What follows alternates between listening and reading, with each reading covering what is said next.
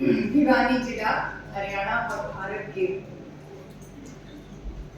सम्माननीय नागरिक वृंद, इस परिसर में उपस्थित सभी बंधुओं, भगिनी वृंद एवं मेरे बच्चों, सर्वप्रथम आपसे माफी मांग रही हूँ। कुछ समय का अभाव है, मुझे जाना है और इस बात के लिए कृतज्ञ हूँ प्राचार्य का भी और मैनेजमेंट का भी, उन्होंने मुझे आपसे रूबरू होने का मौका दिया।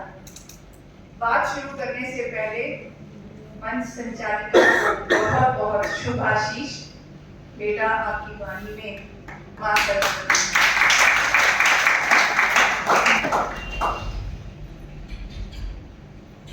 आज इस महाविद्यालय में एक बहुत ही महत्वपूर्ण विषय पर ये गोष्ठी का आयोजन हुआ है।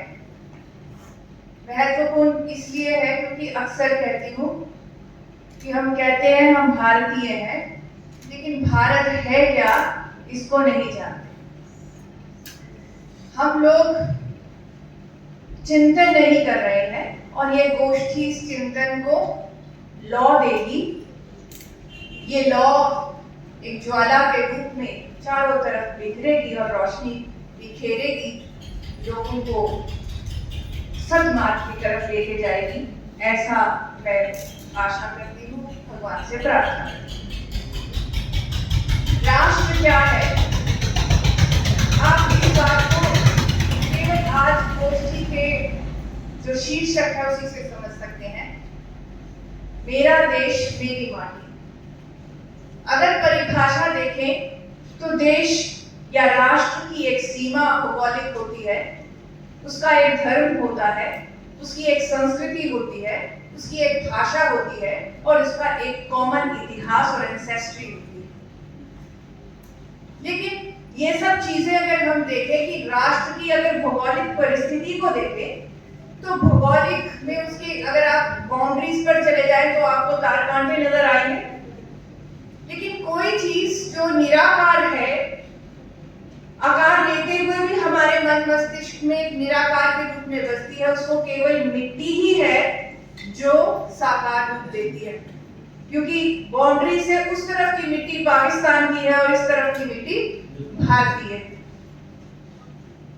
मिट्टी की सौंध कैसी होती है, मैं केवल 3 उदाहरण अपनी निजी जिंदगी से दूंगी।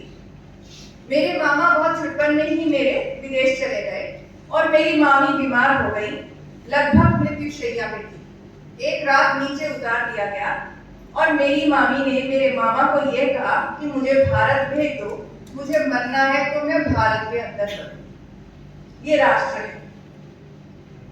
मेरे एक और परिवारजन है, अमेरिका में रहते हैं। अक्सर भारत की जब फोन होता है तो पूछते हैं कि भारत में क्या हो रहा है, तो कभी कभी हम चिल्ला के ये कहते हो भारत छोड़ के चले गए, अभी भी भारत के बारे में पूछते हो। कहते क्यों, वो मेरा देश है, ये भारत है, ये हमारा देश होता है। एक छोटी सी बच्ची 5 साल की जो 3 साल में भारत छोड़ देती है, एयरपोर्ट पर पहुंचती है और एयरपोर्ट पे उतरते ही अपनी माँ से कहती है मम्मी खुशबू आ रही है, लगता है इंडिया आ गया। ये भारत है। तो भारत एक खुशबू है, एक एहसास है, एक संवेदना है जो हम अपने अंदर धारण करते हैं। असंख्य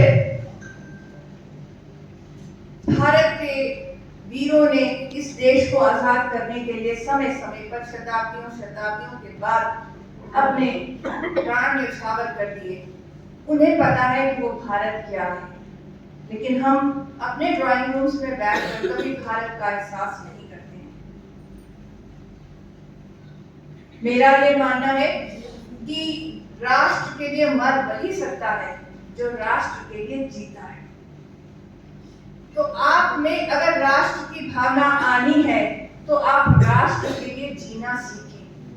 और राष्ट्र को जीना भारत की संस्कृति बहुत अच्छे से सिखाती है।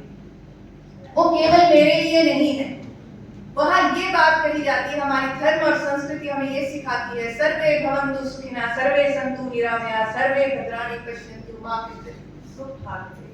हमारी संस्कृति हमें ये सिखाती है, जननी जन्मभूमि गर्भात् स्वर्गादापि गृहसी। तो ये हमारी हमारी संस्कृति हमें ये सिखाती है कि जब हम प्रार्थना करते हैं, हर रोज की जो सनातन प्रार्थना होती है कि विश्व का कल्याण, हम व्यासुदेव कुटुंबकम की भावना रखते हैं। तो हमारे लिए हमारा देश तो हमारा देश है, जिसकी रक्षा के लिए, जिसके गौरव के लिए, जिसके कल्याण के लिए हम जिए और मरे। लेकिन उस जीने और मरने के लिए हम दूसरों को मारे और काटे ना, ऐसा संदेश हमारी संस्कृति देती है। तो हमारे लिए दुनिया का हर वह प्राणी प्रिय है, हर वो प्राणी भारतीय है, हर वो प्राणी इस राष्ट्र का हिस्सा है जो इस मिट्टी को प्रणाम करता हो, इस मिट्टी की सुगंध से अपने आप को आत्मसात करता हो। आइए हम अपने कर्मों से इस राष्ट्र को इस राष्ट्र को अपनी आहुति दे, अपना योगदान दे इसके निर्माण में।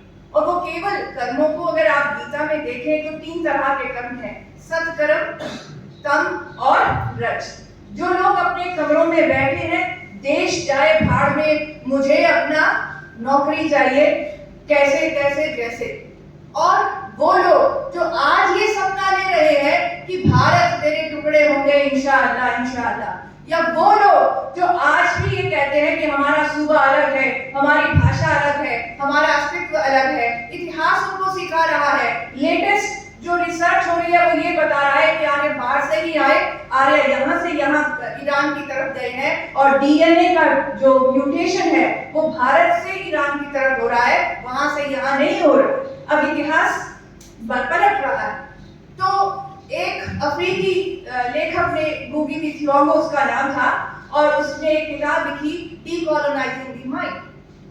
हम पर असंख्यों कई सैकड़ों हमें वर्ष लगे दास्ता में, लेकिन जब हमें इतिहास पढ़ाया गया तो हमें सिर्फ यही कहा गया कि हम पर केवल अंग्रेजों ने हम गुलाम थे, हमने बाकी कभी गुलामी नहीं देखी। हम ऐसे इतिहास से अपने आप को ग्रस्त कर चुके हैं, हमारी कुंठा से ग्रस्त हो चुके हैं।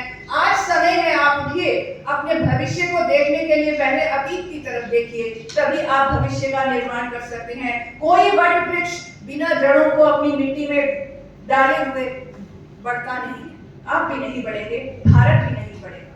तो अपनी जड़ों को पहचानिए, अब संस्कृति को जानिए, और बहुजन हिताय बहुजन सुखाय, इस सिद्धांत के ऊपर अपने सत्कर्मों को करिए। मेरा देश मेरी माटी होनी चाहिए, लेकिन मेरा देश मेरी माटी करते करते हम ऐसा ना हो कि ये पंजाब है, ये हरियाणा है, ये तेलंगाना है। बड़े दुख की बात होती है कि जब इस तरह की आवाजें उठती हैं, वो राष्ट्र निर्माण के नहीं उठ रही, वो राष्ट्र विघटन के लिए उठ रही हैं। आपको अपने मिट्टी की सौगंध है, इस राष्ट्र के निर्माण के लिए कृत संकल्प हुए करिए, और अपने कर्मों से, सत्कर्मों से, जिस भी स्थिति में आप बैठे हैं, वहां आपका कर्म दूसरों के हित के लिए होना चाहिए, समाज के लिए हित के लिए होना चाहिए। आप समाज और राष्ट्र का हित करेंगे, आपका हित स्वयं उसमें निहित होगा। धन्यवाद।